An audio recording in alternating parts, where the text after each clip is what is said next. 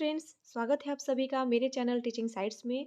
Friends, आज की video में हम लोग बात करने वाले हैं रिसर्च से संबंधित एक महत्वपूर्ण टॉपिक निदर्शन विधि या सैम्पलिंग मेथड के बारे में। तो फ्रेंड्स, वीडियो में लास्ट तक बने रहिएगा क्योंकि ये वीडियो बहुत ही हेल्पफुल होने वाली है, क्योंकि इस वीडियो में हम लोग निदर्शन विधि से संबंधित सारी चीज़ों को क्लियर करने वाले हैं। इसमें हम लोग निदर्शन विधि के अर्थ, परिभाषा, इसके प्रकार तथा इनके गुण और दोषों को देखने वाले हैं। तो आइए फ्रेंड्स, वीडियो में लास्ट तक बने रहिएगा। तो फ्रेंड्स, निदर्शन अनुसंधान की एक विधि है जिसका प्रयोग एक विस्तृत क्षेत्र का अध्ययन करने के लिए किया जाता है। फ्रेंड्स, निदर्शन विधि का सर्वप्रथम प्रयोग सन 1915 ईस्वी में लंदन में बाउले नामक विद्वान ने किया था। फ्रेंड्स, निदर्शन के अर्थ को समझते हुए, निदर्शन अनुसंधान की एक विधि है जिसमें एक विस्तृत क्षेत्र में समस्त इकाइयों के अध्ययन करने के लिए जब कुछ इकाइयों को ही विश्लेषण एवं निष्कर्ष के लिए चुना जाता है, इस प्रकार जो प्राप्त निष्कर्ष होता है वह संपूर्ण के लिए लागू होता है, निदर्शन या प्रतिदर्शन कहलाता है, या इसी को सैम्पलिंग मेथड भी कहा जाता है। तो फ्रेंड्स, इसको और अच्छे से हम उदाहरण के द्वारा समझ सकते हैं। जैसे कि उदाहरण के लिए बाज़ार से चावल, दाल या गेहूँ, कोई भी हमको अनाज खरीदना होता है और हम वहाँ जाते हैं और बोरियों में पड़े हुए अनाज को मुट्ठी में ले करके देखते हैं और उसके अनुसार हम पूरी बोरी की अनाज को भाप लेते हैं कि ये कैसा है। अर्थात उन संपूर्ण इकाइयों में से कुछ इकाइयों का हमने चयन किया और उसको देख करके उन संपूर्ण बोरियों का हमने प्रतिनिधित्व किया। यही है निदर्शन विधि। इसको हम एक और उदाहरण से समझ सकते हैं। जैसे कि एक शोधकर्ता होता है, उसको किसी विस्तृत क्षेत्र या बड़े क्षेत्र या किसी गांव में वहाँ की शैक्षणिक स्थिति के बारे में अध्ययन करना है। तो वो वहाँ पे उस संपूर्ण बड़े क्षेत्र का एक साथ अध्ययन नहीं कर सकता है। इसके लिए वो वहाँ से कुछ इकाइयों को चयन करता है, यानी कुछ व्यक्तियों को चयन करता है और उनसे जानकारी एकत्र करता है। जो भी शैक्षणिक स्थिति के बारे में उसको जो भी जानकारी मिलती है, उसके अनुसार जो भी निष्कर्ष निकलते हैं और उस निष्कर्ष को वह उस संपूर्ण क्षेत्र में लागू करता है। यही है निदर्शन विधि, जिसमें विस्तृत क्षेत्र के अध्ययन के लिए कुछ इकाइयों को सैंपल के रूप में लिया जाता है और उन इकाइयों के द्वारा जो निष्कर्ष प्राप्त होते हैं वो उस संपूर्ण का प्रतिनिधित्व करती है। आशा करती हूँ कि आपको निदर्शन विधि समझ में आई होगी। आगे अलग अलग विद्वानों के अनुसार निदर्शन को परिभाषित किया गया है। पहला, सिन पाओ वेंग के अनुसार एक सांख्यिकीय निदर्शन संपूर्ण समूह का एक प्रातिनिधिक अंश है। इसी प्रकार अगले विद्वान पीवी यंग के अनुसार एक सांख्यिकीय निदर्शन संपूर्ण समूह अथवा योग का एक लघुकृत आकार का चित्र है जिससे कि निदर्शन लिया गया है। अगला, गुडी एवं हॉट के अनुसार एक निदर्शन, जैसा कि इसके नाम से ही स्पष्ट होता है, एक विस्तृत समूह का एक लघुत्तर प्रतिनिधि होता है। तो फ्रेंड्स, सभी विद्वान के अनुसार जो ये परिभाषाएं हैं ये लगभग एक समान हैं। वही चीज़ें हैं जो अभी आपने अर्थ में समझा है। तो फ्रेंड्स, आगे हम निदर्शन के प्रकार को देखेंगे। निदर्शन के दो प्रकार होते हैं। पहला, संभाविता निदर्शन या प्रोबेबिलिटी सैम्पलिंग। दूसरा है असंभाविता निदर्शन, जिसको कि नॉन प्रोबेबिलिटी सैम्पलिंग भी कहा जाता है। तो फ्रेंड्स, इन दोनों प्रकार के जो निदर्शन होते हैं इनके भी अलग अलग प्रकार हैं जिनको हम आगे समझने वाले हैं। तो फ्रेंड्स, हम लोग यहाँ पर आगे सबसे पहले संभाविता निदर्शन या प्रोबेबिलिटी सैम्पलिंग को देखेंगे। संभाविता निदर्शन के आप लोग स्क्रीन पर देख पा रहे हैं 5 प्रकार होते हैं। फ्रेंड्स, मैं आपको यहाँ पर सभी प्रकार को थोड़ा थोड़ा संक्षेप में समझाऊंगी कि ये क्या होता है। अगर आपको इनको और ज़्यादा डिटेल में समझना है तो आप लोग कमेंट कर सकते हैं। मैं आपको अगले वीडियो में इनके प्रकारों को, सभी प्रकारों को पूरे डिटेल में समझाऊंगी। तो फ्रेंड्स, यहाँ पर आपका देख सकते हैं पहला प्रकार है संभाविता निदर्शन का साधारण यादृच्छिक निदर्शन, या इसी को इंग्लिश में सिंपल रैंडम सैम्पलिंग कहा जाता है। फ्रेंड्स, इसका एक और नाम है, इसको देव निदर्शन के नाम से भी जाना जाता है। तो फ्रेंड्स, देखते हैं कि क्या होता है। जो देव निदर्शन या साधारण यादृच्छिक निदर्शन जो होता है, यह वह निदर्शन है जिन्हें कि देव प्रणाली या संयोग प्रणाली से चुना जाता है। इसमें समग्र की इकाइयों के व्यक्तिगत महत्व को समाप्त करके सभी को चुने जाने का समान अवसर प्राप्त होता है, क्योंकि इस प्रविधि में सबको समान महत्व का मान लिया जाता है। इस प्रविधि में अनुसंधानकर्ता का झुकाव किसी इकाई विशेष के चुनाव की ओर नहीं होता है, बल्कि चुनाव की संपूर्ण प्रक्रिया मनुष्य के हाथ से निकलकर देव या संयोग द्वारा होती है। इस विधि में पक्षपात का प्रभाव नहीं होता है, वरन इकाइयां अवसर या संभावना के आधार पर चुनी जाती हैं।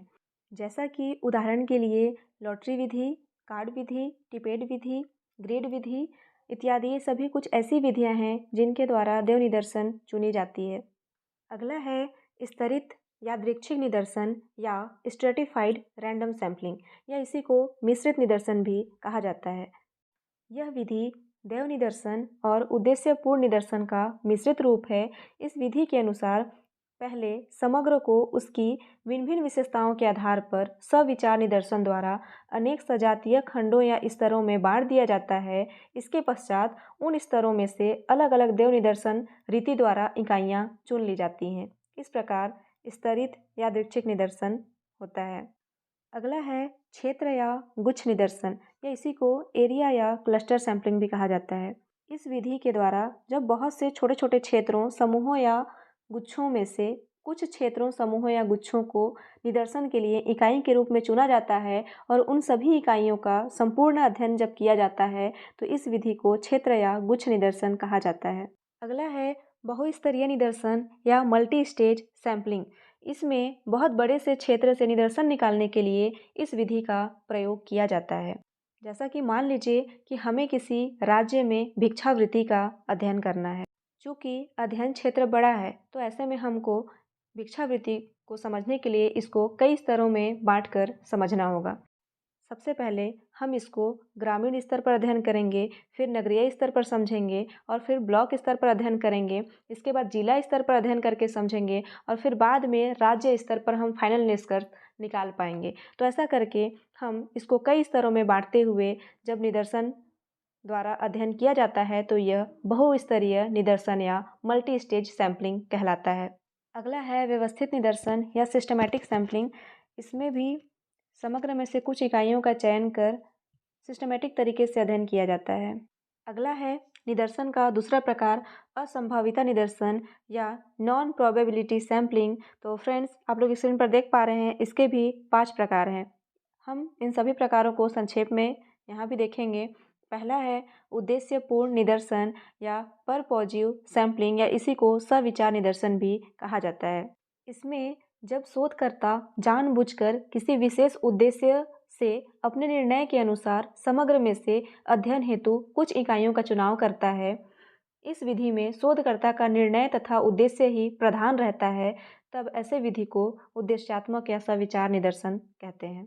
दूसरा है सुविधाजनक निदर्शन या कॉन्वेनिएंट सैंपलिंग। इस निदर्शन में शोधकर्ता अपनी सुविधा के अनुसार निदर्शन का चयन करता है। जो शोधकर्ता होता है वो निदर्शन के चयन करने से पहले ही कितना धन लगेगा, कितना समय लगेगा, कितना श्रम लगेगा, साधन सूची कितनी लगेगी, इन चीज़ों को पहले ही भांप लेता है और अपनी सुविधा के अनुसार निदर्शन इकाइयों का चयन करता है। यह विधि अवैज्ञानिक भी मानी जाती है क्योंकि इसमें पक्षपात की बहुत ज़्यादा संभावना हर स्तर पर विद्यमान रहती है। इस प्रकार सुविधाजनक निदर्शन है। अगला है कोटा सैंपलिंग या कोटा निदर्शन। इसको अभ्यंश या अंश निदर्शन भी कहते हैं। इसमें भी इकाइयों का अध्ययन कई स्तरों में बांटकर किया जाता है।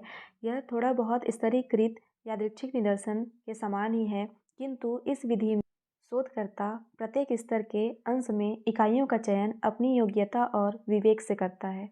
कोटा निदर्शन कहलाता है। अगला है आकस्मिक निदर्शन या एक्सीडेंटल सैंपलिंग। इस विधि में शोधकर्ता समग्र में से कुछ इकाइयों को अपनी सुविधा के अनुसार आकस्मिक तरीके से चयन करता है और फिर अध्ययन करता है। अगला है हिमकंदुक निदर्शन या स्नोबॉल सैंपलिंग। यह असंभाविता निदर्शन का एक प्रकार है जिसका प्रयोग शोधकर्ता उस परिस्थिति में करता है जब वह व्यक्तियों के बीच अनौपचारिक सामाजिक संबंधों का अध्ययन करना चाहता है। यह निदर्शन की एक ऐसी विधि है जिसमें किसी सीमित समूह या संगठन में सभी सदस्यों को अपने अपने दोस्तों एवं साथियों की पहचान करने को कहा जाता है। इस प्रकार से शोधकर्ता के समक्ष परिचितों का एक समूह उभर कर सामने आता है जिससे उसे उस समूह के पूर्व सामाजिक पैटर्न या तरीकों का पता चल जाता है।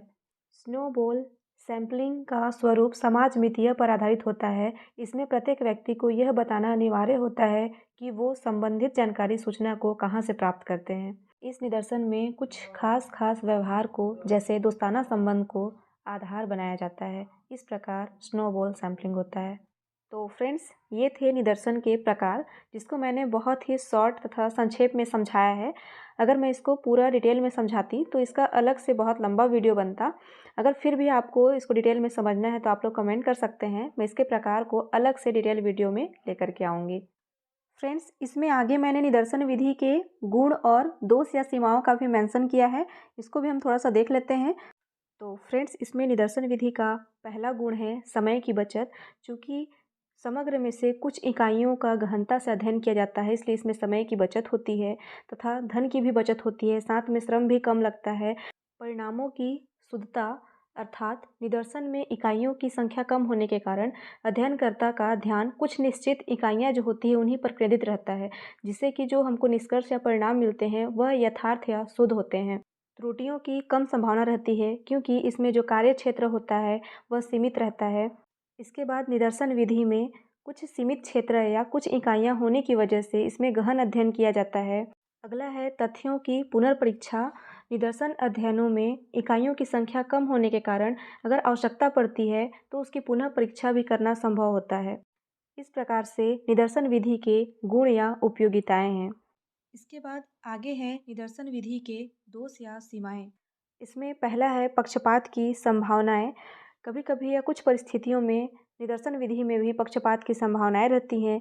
दूसरा है विशेष ज्ञान की आवश्यकता। निदर्शन विधि का प्रयोग करने के लिए शोधकर्ता के लिए जरूरी होता है कि वह प्रशिक्षित हो, अनुभवी हो तथा उसके पास उस फील्ड के लिए विशेष ज्ञान हो, तभी वह उत्तम निदर्शन का चयन कर सकता है, अन्यथा निष्कर्ष त्रुटिपूर्ण हो जाते हैं। अगला है निदर्शन पर बने रहने की कठिनाई, प्रतिनिधित्वपूर्ण निदर्शन के चुनाव में कठिनाई, निदर्शन पद्धति की असंभाव्यता इत्यादि कुछ निदर्शन विधि के दोष या सीमाएं हैं। तो फ्रेंड्स, आज के लिए इतना ही। आशा करती हूँ कि वीडियो आपको पसंद आई होगी। मिलते हैं नेक्स्ट वीडियो में। वीडियो को पूरा देखने के लिए थैंक यू।